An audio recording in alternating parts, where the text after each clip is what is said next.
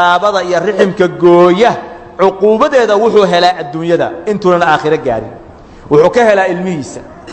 ilmihiisa ayuu ka helaa wuxuu ka helaa xaaskiisa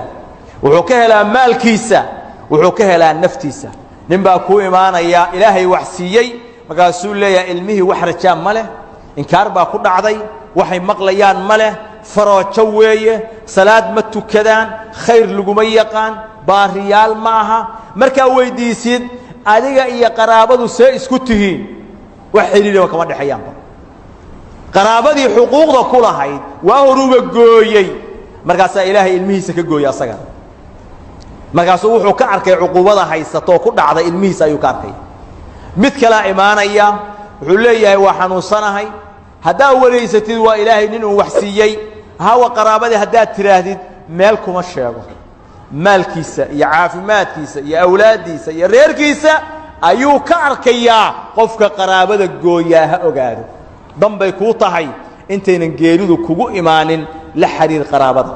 oo ihsaan u samee oo ilaahay waxbuu ku siiyay qaraabada xiriiri wax badan ayaa kugu xalismaya oo maanta aad xalin laadahay oo awlaadaada iyo ahalkaaga iyo naftaada iyo ilmahaaga ku saabsan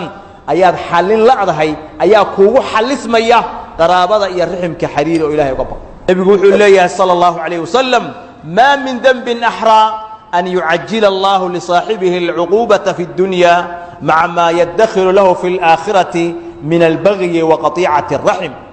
dhanbi kaga awlaysan ma jiro ilaahay inuu uqubadiisa soo dadajiyo adduunyada asagoo aakhirateedana u kaydinahaya waxa ku saabsan waxa weeyaan gardarrada iyo dulmiga iyo waxa weeyaan